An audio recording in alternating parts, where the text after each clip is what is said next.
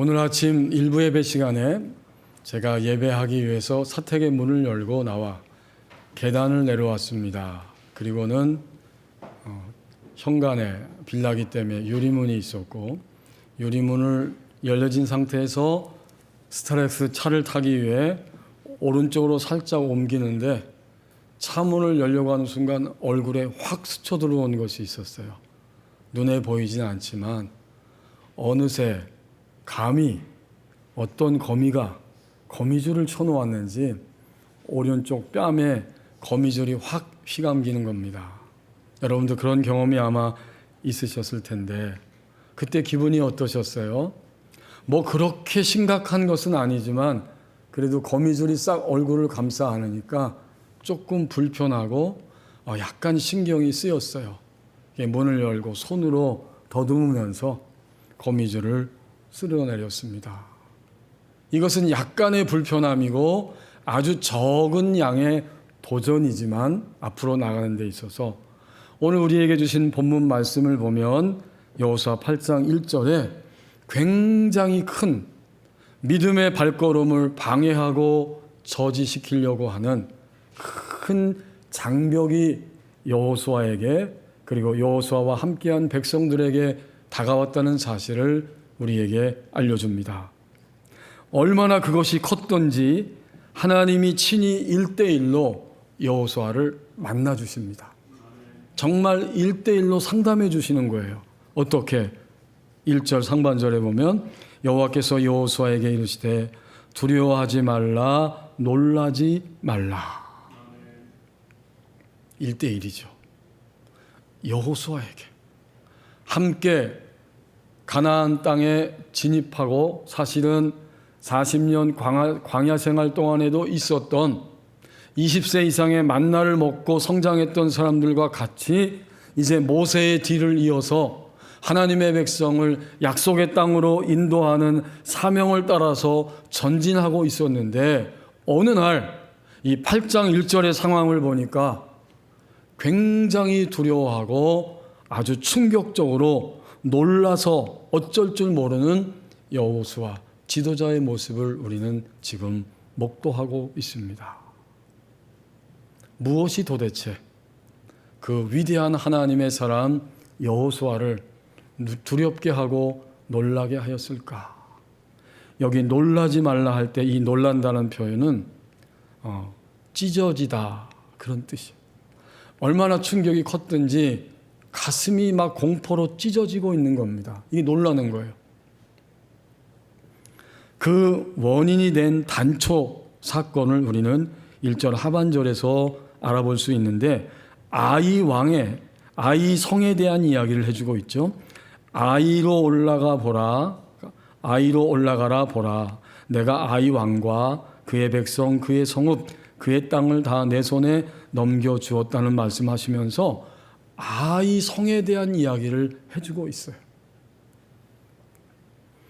여호수아와 백성들이 약속의 땅으로 들어갈 때에 첫 번째 아주 크고 견고한 성이 있었다면 그것이 무엇이죠? 여호수아 6장에 나오는 첫 번째 장벽인 바로 여리고성입니다. 여리고성은 넘어섰어요. 근데 그거보다 규모가 더 작은 아이성 전투에서 지금 여호수아는 패배했습니다. 백성들과 함께 충격을 받았어요. 여리고성도 무너졌는데 그거보다 규모가 작은 아이성은 우리가 정말 예상치 못하게 패배하였다. 이 사실 앞에서 전율하면서 두려워하고 놀라워하고 있었습니다. 여호수아가 큰 충격을 받았고 백성들은 말할 것도 없죠. 그때 하나님이 여호수아에게 다가오신 거예요. 성경은 일반적이고 사실적이고 역사적인 이야기를 기록해 놓으면서 하나님의 백성들을 향해 온 세계 사람들을 향해 기록해 놓았고 그들이 살아갔던 이야기는 곧 우리가 오늘을 살아가는 이야기입니다. 그렇다면 오늘 성경에 등장하는 인물들의 행동, 또 몸동작, 언어, 생각, 판단은 21세기를 살아가는 바로 나의 모습을 그대로 비춰주는 이야기입니다. 오늘 여호수아가 이렇게 두렵고 놀란 상태에 있었다는 것은 하나님이 이 한 주간 동안에, 그리고 아직까지도 우리 마음 깊숙한 곳에 하나님을 믿고 살아가고 있음에도 불구하고 두려움이 있고 놀람이 있다는 사실을 분명하게 보여주고 있습니다. 다시 말하면 우리는 누구일까요? 우리는 바로 21세기를 살아가는 여호수아입니다. 이 아침 예배하면서 하나님이 이 말씀을 주시는 것을 보면 여리고 성보다 더 작은 전투에서 당연히 이길 줄 알았는데 너무나 예상 밖으로 패배하였을 때에 두려워하고 놀라고 있는 여호수아의 모습은 오늘 21세기의 여호수아인 나의 모습이라고 하는 사실, 내가 다 표현할 수 없지만, 내가 다 들키고 싶지도 않지만 내 마음 저 깊숙한 곳에 있는 나만이 알고 있는 절망과 낙심의 요소가 있다는 사실을 오늘 본문을 통해서 우리에게 비춰주십니다. 그런데 하나님은 아주 부드럽게 그리고 분명하게 다가오셔서 여호수아를 1대1로 일반 상담 넘어서 영적인 치유의 상담을 해주시면서 이렇게 세 마디를 1절에서 던지고 계십니다. 두려워하지 말라. 가슴 중심이 찢어져서 공포 속에 있는데 놀라지 말라. 세 번째는 1절 하반절이 더 위로가 되는 말씀을 해주고 있습니다.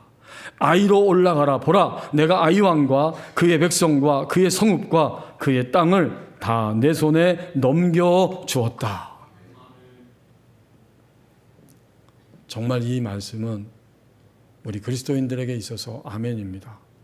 하나님은 우리가 주님을 믿고 난 이후에 싸워야 할 모든 전투에 있어서, 신앙의 전투에 있어서 이미 승리를 보장하고 약속해 주시는 것입니다. 실패하는 것은 우리이지만 그리스도인들은 오늘 본문 말씀대로 다 넘겨주었다고 말씀하는 거예요.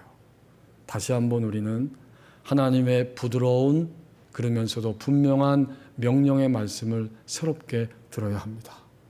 지난 한 주간 동안 21세기 여호수아로서 우리 마음 깊숙한 곳에 어떤 위협과 절망과 근심이 우리를 둘러싸고 있었다고 할지라도 이 아침에 주님이 성령님을 통해서 이 말씀을 이 교회 강단에 주시면서 이것을 뿌려서 선포하라고 말씀하실 때 이것은 우리를 위해 주시는 하나님의 음성입니다. 이제 기억하십시다. 앞으로 살아갈 날이 얼마나 될지, 이 지구촌에 거하게 되는 날들이 얼마나 될지 알 수 없지만 오늘 이후로 다시는 어떤 일이 일어난다고 할지라도 내가 주님 품 안에 있는 존재이기 때문에 원리적으로 나는 반드시 이기게 되어 있다. 왜? 하나님이 다 주셨다고 말씀하기 때문에. 이 지점에서 우리는 여리고 성을 정복하고 두 번째로 만난 아이성과의 치열한 전투를 경험하였고, 앞으로도 계속해서 여호수아 그 13장까지 12장까지 치열하게 그 가나안 땅, 약속의 땅을 정복하고 있는 의미가 무엇인지 이 시간 새롭게 알아야 합니다. 여호수아 시대에는 그들은 자신들의 그 생존을 위해서 하나님 앞에 구원받은 백성으로 치열한 전투를 싸웠다는 거예요. 근데 21세기의 여호수아인 우리에게 있어서 이 싸움은 단순한 의미가 아니고 더 분명한 의미를 우리에게 깨닫게 합니다. 하나님이 약속의 땅이라고 해서 우리가 치열하게 지금 가나안 땅에 들어와서 살고 있는데 이 땅을 끊임없이 정복함으로 얻어야 되는데 이 말씀의 의미가 무엇일까? 이것은 바로 예수 그리스도를 믿고 난 이후에 이 여호수아가 싸웠던 여리고성과 아이성 전투를 포함해서 여호수아 전체에 등장하는 이 전투는 오늘 예수 그리스도를 믿고 난 신자인 나에게 있어서는 하나님의 영역 안으로 들어가는, 현재적 하나님 나라 안으로 들어가는 이야기입니다. 이런 의미가 분명히 있어요. 죽어서 가는 하나님 나라, 내세 천국이 분명히 있지만 예수님을 통해서 이미 이 땅 가운데 개설되고 열어놓으신 현재적 하나님 나라가 지금 여기 지구촌 여기에 있습니다. 우리는 주님을 믿고 나서 현재적 하나님 나라, 하나님의 영역 안으로 들어가는 존재가 된 것입니다.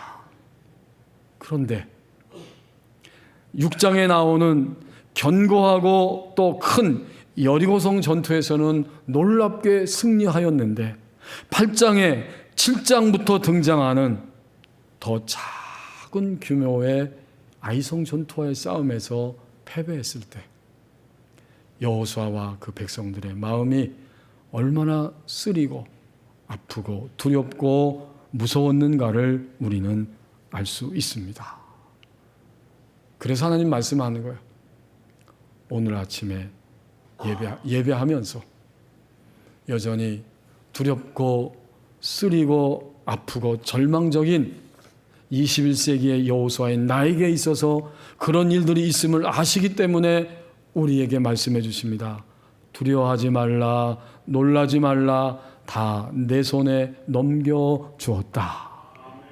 너의 인생 앞으로 온갖 종류의 전투가 벌어지는 것이 너의 현실 상황이지만 그럼에도 불구하고 너는 하나님의 영역, 현재적 하나님 나라 안에 들어가 있는 존재라고 이 분명한 말씀을, 사실적이고 생명적인 진리를 우리에게 다시 한번 확인시켜 주십니다.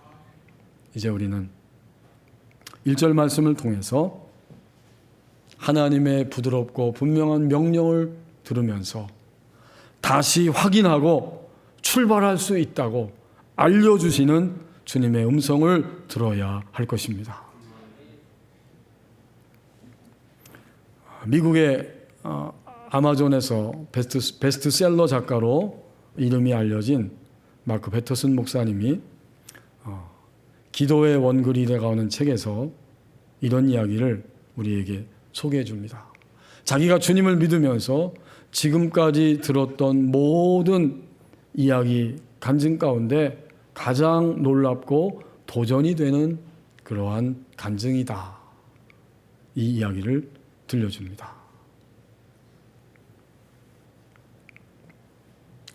몇 년 전에 켄 가웁이라고 하는 이 미국 사람, 그가 가족들과 함께 차를 타고 오하이오 주로 고속도로를 달리고 있었습니다. 이제 달리다가 쉬기 위해서 차를 멈추고 식당에 들어가려고 합니다. 차에서 아내와 아이들이 먼저 내려서 식당을 향해 곧바로 들어갔고 이 켄 가웁 이 남편 가장은 힘들어서 다리 운동을 좀 하고 몸을 펴고 주유소 앞을 지나서 식당을 향해 가고 있는데 바로 옆에 있는 공중전화 박스에서 전화벨이 계속해서 울려댑니다. 신경 쓰지 않고 갔지만 그 소리가 쉬지 않고 들려서 저게 도대체 무슨 전화일까? 혹시 응급전화가 아닐까? 이렇게 생각하고 다시 걸음을 멈추고 박스 안으로 들어가서 수화기를 들고 여보세요 라고 응답했더니 전화 교환원의 목소리가 들리기를 켄 가웁 씨에게 온 장거리 전화입니다. 너무 놀래가지고 이 전화기를 떨어뜨릴 뻔했다고 말합니다. 그래서 교환원에게 지금 절 놀리시는 겁니까? 나는 그냥 여기를 걸어가다가 이 전화가 울려서 받은 것 뿐이라고요. 오히려 전화 교환원이 더 어리둥절해서 말합니다. 켄 가웁 씨가 거기 없다는 말입니까? 그 말을 듣는 순간 우리나라에도 그런 방송 방영된 적이 있죠. 혹시 이게 주변에 몰래카메라가 숨겨진 어떤 스토리가 있는 것인가 살펴보고 아무리 봐도 카메라가 없다는 것을 확인한 다음 제가 켄 가웁이 맞습니다. 그랬더니 잠시 후에 전화기에서 수화기에서 다른 목소리가 들려왔습니다. 가웁 씨, 저는 펜실바니아주에 사는 밀리라는 여성입니다. 저를 잘 모르시겠지만 저는 당신의 도움이 필요해서 전화를 드렸습니다. 자기 사연을 이야기하는 거예요.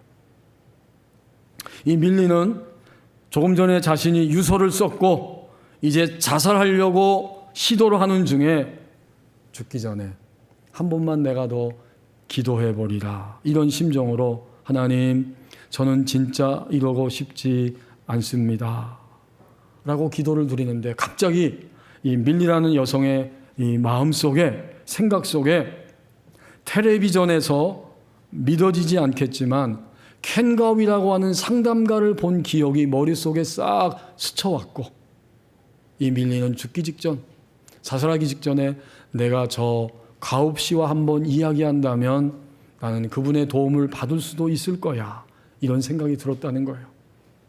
하지만 이 당시는 오래된 이야기죠. 미국에서도 구글이 생겨나기 전이었기 때문에 켄 가웁의 소재를 알아낸다는 것은 불가능한 일이죠. 가능할 수 없어요. 밀리가 계속 기도합니다. 그때 머릿속에 어떤 전화번호가 떠올랐고 즉시로 그 떠오르는 전화번호를 종이에 적었습니다. 그러면서 하나님이 만약 내게 가웁 씨의 전화번호를 알려주는 것이라면 이보다 더 좋은 일이 있을까, 이런 생각을 했다는 겁니다. 밀리는 이 켄에게 말합니다. 결국은 이 번호로 전화를 한번 해보자 시도했지만 진짜로 전화 교환원이 가웁 씨를 바꿔준다고 했을 때 저는 도저히 믿을 수가 없었습니다. 그리고는 켄을 향해 질문합니다. 지금 선생님은 상담 사무실에 계신가요? 더 놀란 거는 상담가인 켄입니다. 어디 계신가요? 나 지금 당신하고 전화 통화하고 있지 않습니까? 저는 어느 지역에 전화해야 하는지도 몰랐어요. 그냥 종이에 적힌 대로 전화를 했더니 당신하고 통화를 하게 되었어요. 켄이 이렇게 말했습니다.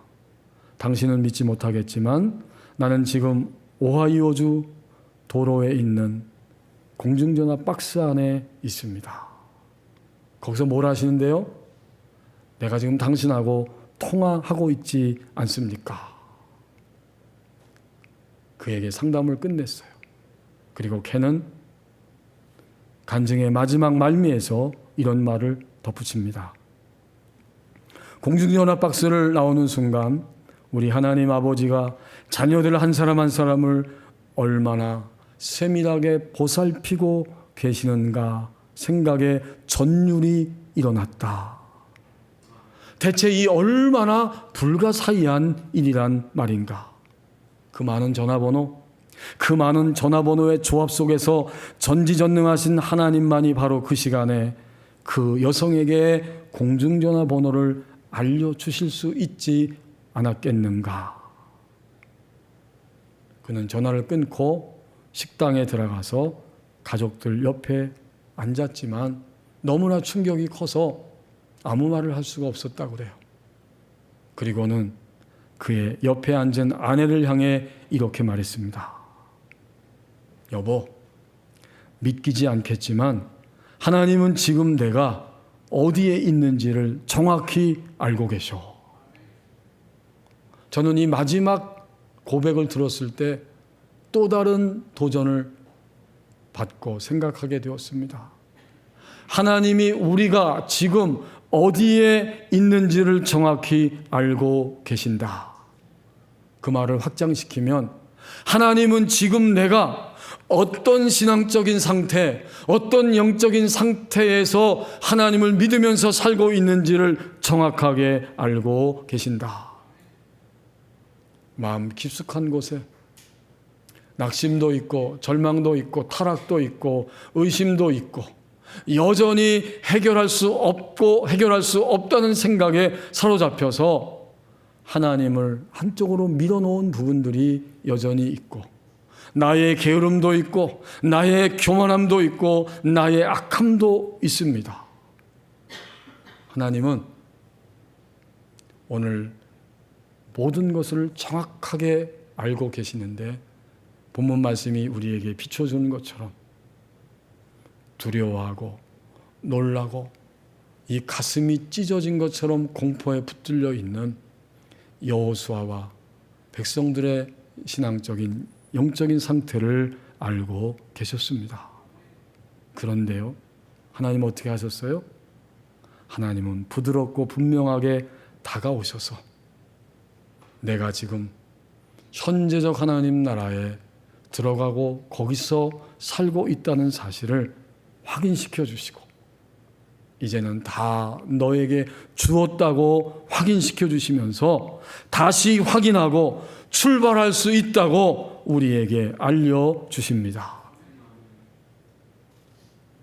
지난 월요일부터 금요일, 어제까지, 토요일까지 우리의 모습과 상태가 21세기 여호수아의 모습이었다고 할지라도 하나님은 이 아침에 다시 확인하고 출발할 수 있다고 알려주십니다. 이제 2절과 3절 말씀입니다.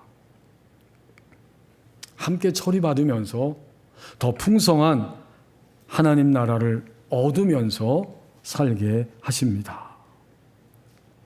이렇게 여호수아를 1대1로 상담해 주신 하나님이 2절 말씀에 보면 다시 확인하고 출발할 수 있다고 말씀해 주시면서 다시 그 자리에서 올라가라고 명령을 내리십니다. 아주 쓰라리고 괴로운 패배의 골짜기에서 새로운 믿음의 장소를 향해 도약하라고 초대하며 이끌고 계십니다. 이 2절 상반절이 얼마나 의미가 있어요. 너는 여리고와 그 왕에게 행한 것 같이 아이와 그 왕에게 행하되. 이미 승리를 확인시켜 주는 거예요. 여러분이 성경에서 여호수아 6장에 나오는 여리고 전투는 수많은 말씀들을 우리가 이미 들었지만 그 의미는 굉장히 놀라운 의미입니다. 약속의 땅 가나안에 하나님의 영역, 현재적 하나님 나라 안에 들어가면서 가장 먼저 맞닥뜨린 성이 아주 크고 견고한 여리고 성인데 그 성을 무너뜨린 것은 여호수아와 백성들이 경험했던 것처럼 자신들의 판단과 계획과 손익계산서에 의해서가 아니라 하나님의 말씀을 그대로 듣고 들려주신 대로 발걸음을 옮겨서 따라가고 순종했더니 무너지는 사건을 그들은 목도하게 되었습니다. 여리고성이 무너졌다는 것은 그러므로 인간의 힘이 아니라 하나님의 힘으로 되어진 것인데 그 사건 앞에서 지금까지 우리가 주님을 믿으면서 내 안에 견고하게 쌓여 있었던, 지금도 쌓여 있는 주인 노릇하고 있는 나의 자아가 깨지기 시작했다, 이런 뜻입니다. 그렇죠? 하나님 백성이 여호수아와 함께 그 여리고 가나안 땅 무너뜨리고 가나안 땅을 정복해 간다는 이야기는 오늘 우리가 우리의 인생을 살아가면서 현재적 하나님 나라 안에서 무너뜨리고 쓰러뜨리고 매일매일 승리를 향해 걸어간다는 사실을 보여주는 말씀인데 그것은 우리의 힘이 아니고 오히려 하나님은 여리고성을 무너뜨리시면서 내가 가지고 있는 견고한 주인 노릇하는 너의 틀과 자아가 무너져야 한다는 사실을 보여주신 사건입니다.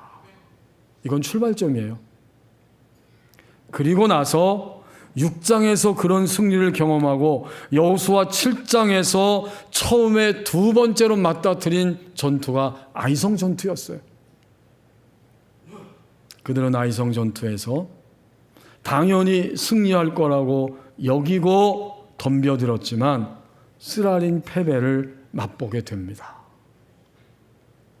그래서 하나님은 이제 2절에서 여리고에서 승리했지 않느냐, 아이성 전투에서도 너는 다시 일어나서 승리할 수 있게 돼 라고 말씀하고 있는 거예요. 드디어 이 말씀을 듣고 3절 말씀에 보면 여호수아가 일어났습니다. 군사와 함께 아이로 올라가려고. 군사는 누굴까요? 이스라엘 백성 전체입니다.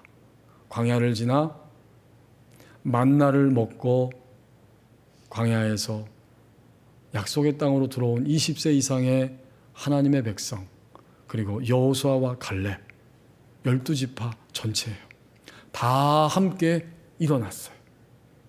그리고 하나님이 주시는 그 새로운 전투를 향해 달려가게 되었고, 3절 하반절에 보면 용사 3만 명을 뽑아서 밤에 아이성 위쪽으로 매복을 시키게 됩니다. 왜 그럴까요? 2절 하반절에 하나님이 그 명령을 주셨거든요. 너는 아이성 뒤에 복병을 두어서 매복을 해라 그랬어요. 그 말씀을 듣고 이제 여호수아는 하나님 말씀하신 그 음성대로 그대로 옮겨가고 있었습니다. 순서가 있어요. 먼저 여호수아라고 하는 한 개인이 다시 넘어지고 쓰러졌지만 나라고 하는 존재가 하나님 나라 안에 있고, 하나님 나라는 하나님의 왕 같은 통치, 하나님이 나의 인생에 있어서 왕으로 통치하는 현실, 이것이 바로 하나님 나라입니다. 지도자인 내가 그것을 다시 깨닫고 회복하고 일어서게 되고, 나와 함께하는 나의 가족들이고 내가 알고 있는 친척들이고 사람들이고, 그리고 우리 같은 믿음의 공동체 안에서 하나님을 바라보는 법원익교회 교우들 전부이고, 이 땅에 있는 한국교회 그리스도인들 전부입니다. 먼저는 항상 순서는 나 자신이에요. 21세기 여호와인 나 자신, 내가 되어지면서 나의 가족도 되고 나의 공동체도 함께 되어집니다.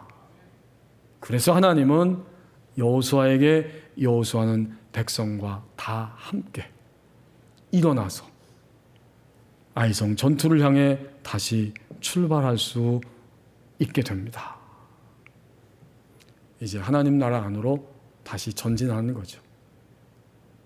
그런데 여기서 똑같은 수준으로 다시 반복하면서 떨어지지 않기 위해서, 다시 밑으로 쓰라린 패배의 자리로 떨어지지 않기 위해서 여호수아와 백성들은 여호수아 7장에 보면 그들이 하나님 앞에서 먼저 처리를 받아야 했다는 사실을 우리에게 보여줍니다. 하나님이 패배한 이후에 오늘 우리에게 깨닫게 하시는 거예요. 아이성 전투에서 패배한 그 이유를 알려주시면서 다시는 똑같은 차원으로 넘어져 떨어져서 패배하지 아니하도록 하나님이 두 가지를 처리받게 하셨음을 보여주십니다. 이제 우리 여호수아 7장 1절을 먼저 보십시오. 거기에 처리받게 된 것 한 가지를 분명히 보여주고 있습니다. 7장 1절 말씀, 여호수아 7장 1절. 이스라엘 자손들이 온전히 바친 물건으로 말미암아 범죄하였으니 이는 유다 지파 세라의 증손 삽디의 손자 갈미의 아들 아간이 온전히 바친 물건을 가졌습니다. 여호와께서 이스라엘 자손들에게 진노하시니라. 아이성 전투에서 이들이 패배할 수밖에 없었던 이유이면서 반드시 현재적 하나님 나라 안에 들어가서 사는 그리스도인들이 처리받아야 할 것이 이거라고 하는 사실을 알려주시는 거예요. 곧 탐욕으로 인한 불순종의 대가를 치러야만 했습니다. 이 패배와 손해와 아픔을 가져오지 않기 위해서 탐욕으로 인한 불순종의 대가를 처리받아야만 했습니다. 하나님이 아이성 전투에서 모든 승리 이후에 모든 물건들은 다 하나님의 것으로 구분해 놓으셨어요. 그런데 이 아간이라고 하는 사람이 마음에 탐욕이 일어나서 그 모든 물질 가운데 얼마를 자기의 그 장막 가운데 감추게 됩니다. 7장 20절로 내려와서 보십시오. 20절 21절에 아간이 제비 뽑기를 통해서 그 범죄한 사실이 드러납니다. 7장 20절 말씀. 아간이 여호수아에게 대답하여 이르되 참으로 나는 이스라엘의 하나님 여호와께 범죄하여 이러이러하게 행하였나이다. 내가 노력한 물건 중에 시날산의 아름다운 외투 한 벌과 은 200세겔과 금무게가 50세겔 되는 금덩이 하나를 보고 탐내어 가져갔나이다. 보소서, 이제 그 물건들 중에 내 장막 가운데 땅속에 감추었는데 은은 그 밑에 있나이다 하더라. 우리가 일평생 동안 주님 믿고 나서 처리받아야 할 것이 탐욕인데 바꿔 말하면 물질의 문제죠. 물질은 만만하지가 않습니다. 우리는 영적 존재이면서 육체를 가지고 있고 물질과 함께하는 존재이기 때문에 하나님 앞에서 물질을 제대로 처리받지 않고는 계속해서 밑으로 떨어지는 쓰라림 가운데 처하게 됩니다. 그래서 하나님은 이 기록된 말씀을 통해서 나를 믿고 난 다음엔 너도 나의 것이고 내가 가지고 있는 물질도 나의 것이고 나는 주인이고 너는 나의 사랑하는 자녀란다. 이 단순하고 분명한 사실을 우리의 환경 전체를 통해서 알려주십니다. 그리고 그 가운데 가장 기본적인 것이 하나님 앞에 드리는 10분의 1입니다. 11조는 다른 게 아니에요. 10분의 9도 다 하나님 거예요. 근데 우리는 인간이기 때문에 10분의 1을 하나님 앞에 드리고서야 비로소 나와 내 모든 소유의 주인이 하나님이신 것을 고백합니다. 이것을 증언하고 알게 되고 하나님이 간섭하시는 삶을 향해 나가게 됩니다. 이것을 처리받아야만 했습니다. 철저하게 처리받아야만 했습니다. 여러분 7장 밑으로 내려와서 보면 이 아간의 고백을 듣고 여호수아와 백성들이 다 함께 아간과 가족들을 둘러싸고 돌을 들어서 그들을 치고 물건들도 다 치고 불사르게 됩니다. 7장 25절 마지막 26절 여호수아가 이르되 내가 어찌하여 우리를 괴롭게 하였느냐 여호와께서 오늘 너를 괴롭게 하시리라 하니 온 이스라엘이 그를 돌로 치고 물건들도 돌로 치고 불사르고 그 위에 돌무더기를 크게 쌓았더니 오늘까지 있더라. 여호와께서 그의 맹렬한 진노를 그치시니 그러므로 그곳 이름을 오늘까지 아골골짜기라 부르더라. 괴로움의 골짜기란 뜻이에요. 아골골짝 빈들에도 가겠다고 신학교 때 찬송 부르던 생각이 났는데 그때 참 아직도 너무 어려서 용감하게 불렀어요. 괴로움의 골짜기, 패배할 수밖에 없는 골짜기, 패배를 반복하게 되는 아골골짜기, 거기에 떨어지지 않도록 하나님은 이 탐욕으로 인한 불신의 영적 상태를 처리받게 하셨습니다. 자, 마지막으로 또 한 가지 그들이 처리받아야 할 것이 있는데 여호수아 7장 앞으로 돌아와서 2절에서 4절입니다. 여호수아 7장 2절에서 4절 우리 함께 교독하겠습니다. 제가 먼저 7장 2절 읽습니다. 여호수아가 여리고에서 사람을 베델 동쪽 베다온 곁에 있는 아이로 보내며 그들에게 말하여 이르되 올라가서 그 땅을 정탐하라 하매 그 사람들이 올라가서 아이를 정탐하고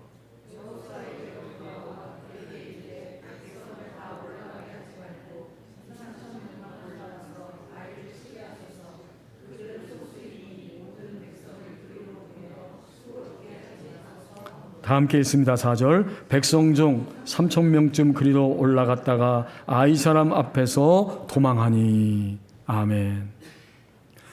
자신들의 경험적 판단 후에는 반드시 하나님의 인도를 받아야 합니다. 객관적 상황은 맞아요. 여리고성보다 훨씬 작기 때문에 백성을 수고롭게 할 필요가 없다고 정탐꾼들의 보고를 받고 여호수아와 백성들이 한자리에 모였는데 여기서 쓰라린 것은 지도자인 여호수아도 패배했다는 사실입니다. 백성들의 보고 이야기를 들을 때 합리적이고 객관적이거든요. 근데 하나님을 믿는 우리의 신앙은 합리적이고 객관적인 것을 다 파악한 이후에 그 위에 계신 하나님의 인도하심을 구하고 따라가야 합니다. 그게 뭘까요? 그것을 하지 않으면 여전히 나의 인생의 주인은 나 자신입니다. 여리고성이 무너질 때 그 실체를 보았어요. 우리 생각으로는 도저히 불가능한 여리고성이 7바퀴를 돌고 소리 질렀을 때 무너지게 되는 것을 보았고, 이제는 점점 주님을 믿으면서 내 안에 내가 주인 노릇하고 있다는 것을 끊임없이 드러나야 하고 드러나게 하시는 거예요. 그래도 얼마나 다행이에요. 2번째 전투에서 드러나게 하셨으니 얼마나 감사합니까? 여호수아는 뼈저리게 아픔을 느꼈습니다. 백성들도 백성들이지만 지도자인 내가 합리적 경험적으로 판단한 후에 반드시 하나님의 인도를 받지 않았기 때문에 이렇게 처절하게 쓰리고 아픈 패배를 맞이하였다. 자, 이 모든 이야기가 다 연결된 다음 오늘 본문 8장 1절이 등장하는 거예요. 본문으로 돌아와서 보십시오. 이 속상함과 쓰림 앞에서 어느 길로 어떻게 해야 할지 알지 못하기 때문에 두려워하면서 놀라고 있는 여호수아에게 하나님은 다가오신 거예요. 그리고는 상담해 주시기를, 얘야 두려워하지 말라. 나의 아들아, 나의 딸아, 놀라지 말라. 내가 아이 왕과 그의 백성과 그의 성읍과 그의 땅을 다 내 손에 넘겨주었다. 아마 이 성경에 기록되지 않았지만 이 주님의 부드러운 명령과 음성을 들었을 때 여호수아는 감격해서 죄송해서 울었을 거예요. 하나님은 한 말씀을 더 2절에서 하시잖아요. 너는 이제 다시 확인하고 출발할 수 있어. 2절, 너는 그렇기 때문에 여리고 왕에게 행했던 건 너 보았지?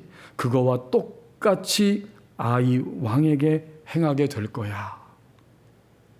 그런데 더 놀라운 사실은 이렇게 처리를 함께 받으면 더 풍성한 하나님 나라를 얻으며 살아가게 하십니다. 그게 2절 바로 그 중반절 말씀이에요. 그 다음에 하나님 뭐라고 말씀합니까? 아이 왕에게 여리고 왕에게 행했던 것처럼 똑같이 행하되 오직 거기서 탈취할 물건과 가축은 스스로 가지라. 하나님은 우리가 육적 존재이며 영적 존재인 통합적인 존재인 것을 아시기 때문에 하나님과의 관계성 안에서 우리의 영적인 회복이 일어나게 되고 우리가 얼마나 물질이 필요한지도 주님은 분명하게 알고 계시기 때문에 처리를 받고 받으면서 우리의 물질의 필요를 다 채워가신다는 사실을 이 말씀을 통해서 우리에게 들려주십니다. 여기 스스로 가지라 할 때 스스로는 너희들을 위하여, 본래 이런 의미예요. 너희들을 위하여 가지라는 거예요. 다 진멸시키라고 하셨고 그들이 실패한 다음에 처리를 받게 하셨고 처리된 이후에는 너희가 다 가지라고, 너희에게 필요한 것을 내가 안다고 말씀해 주십니다. 하나님은 우리에게 그토록 현재적 하나님 나라를 살게 하시면서 그 나라는 맨날 빼앗기고 패배하고 넘어지는 나라가 아니라 하나님이 얻게 하시고 얻게 하시되 더 풍성히 얻게 하시는 나라가 된다고 우리에게 분명하게 말씀해 주십니다. 저는 몇 주 전에, 사실은 그 몇 년 전에도 그 이야기를 들었는데 우리 교회 성도 한 분이, 그런 여자 성도님 한 분이 그런 이야기를 하는 거예요. 저는요, 신앙에 어떤 문제가 있고 또 일들이 있으면 언니하고 통화를 하는데 언니들은 믿음 생활 잘하고 있어요. 저도 더 잘하기를 원해요. 그러면서 자신의 현실적인 이야기를 털어놓고 이야기하는데 1시간도 좋고 2시간도 좋고 계속해서 이야기할 수 있고, 그래서 믿음이 점점 유지되고 있다는 그런 이야기를 했어요. 전 그 말을 들을 때 감사했지만 굉장히 마음이 아프고 쓰라렸어요. 최근에도. 아니 도대체 주님을 믿는 자녀들이 어떤 한 사람에게 가서 그 이야기를 하는 것도 맞고 그렇게 해야 하지만 앞으로도 같은 교회 공동체 안에서 다 함께 믿음 생활하라고 이 지구촌 가운데 이 교회 공동체 안에 하나님이 보내주셨는데 우리 안에서, 우리의 목장 안에서 우리의 쓰라림도 패배도 함께 털어놓을 수 없다면, 우리의 연약함과 부족함도 근심도 털어놓고 함께 기도하며 주님의 응답과 치유를 경험하고 다 함께 처리를 받으면서 하나님의 풍성한 그 자리를 향해 나가는 인생이 되지 않는다면 어디에 가서 하나님 나라를 현재적으로 얻을 것인가? 이 뼈아픈 의문과 또 도전이 제 안에 왔기 때문입니다. 이제 우리 버무니 교회는 함께 하나님 나라를 향해 지금 가면서 우리 목장 안에서 주의 몸된 교회 안에서 이렇게 예배를 드리고 또 우리의 모든 것을 함께 말씀을 통해 나누면서 기도하고 응답을 확인하고 다 함께 처리받으며 걸어갈 수 있는 귀한 공동체, 하나님이 여기에 허락해 주셨기 때문에 앞으로 우리의 삶은 한 사람, 두 사람, 10사람 숫자가 중요한 게 아니에요.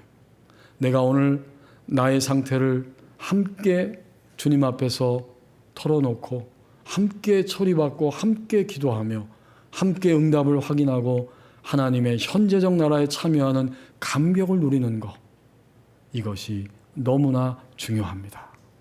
앞으로 우리는 교구가 함께 모여 이러한 놀라운 하나님의 나라를 이뤄갈 뿐만 아니라 각 목자들이 함께 모여서 이러한 하나님의 나라를 실패와 승리를 나누면서 계속해서 풍성한 하나님 나라를 얻으며 나가는 교회 공동체가 되어야 할 것입니다.